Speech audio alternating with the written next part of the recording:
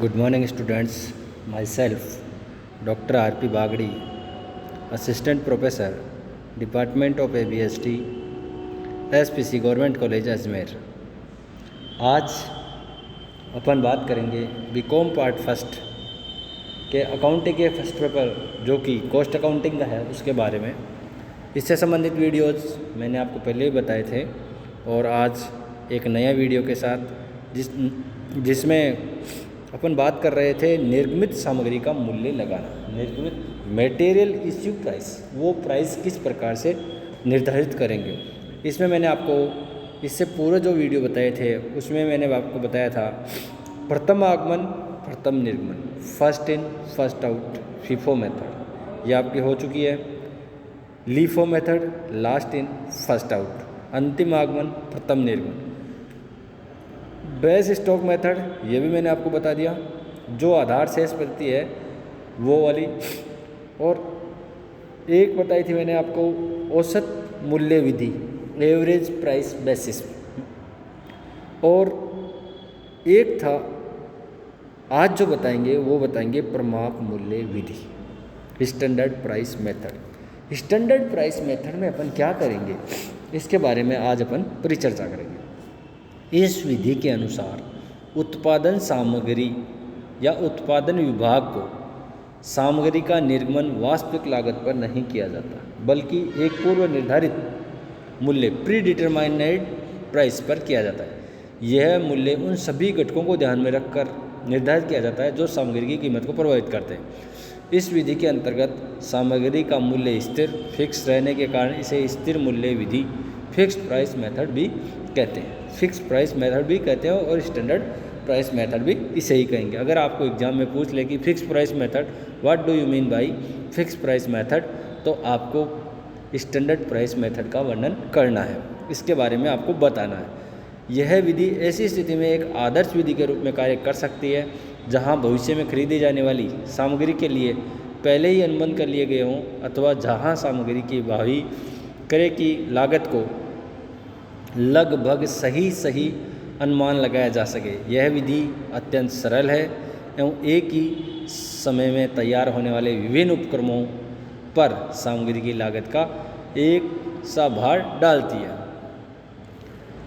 इस रीति में सामग्री की वास्तविक लागत और प्रमाप मूल्य का मूल्यांतर खाते में स्थानांतरित कर दिया जाता है।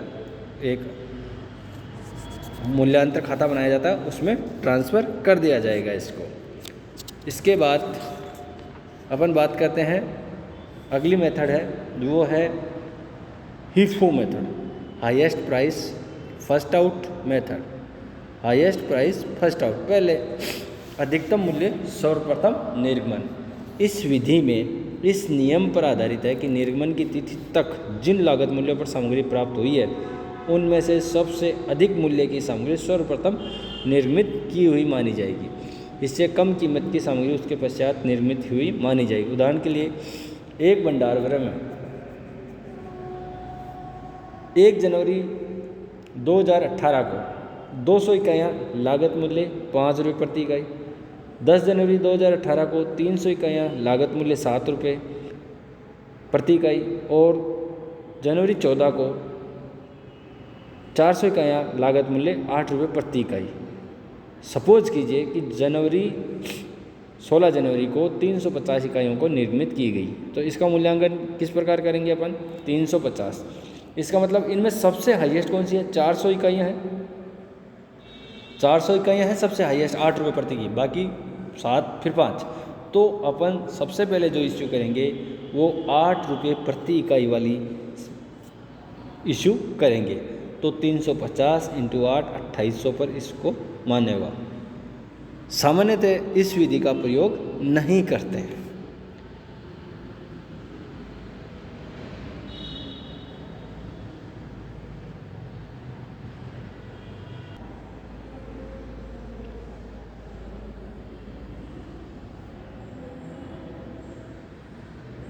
इसके बाद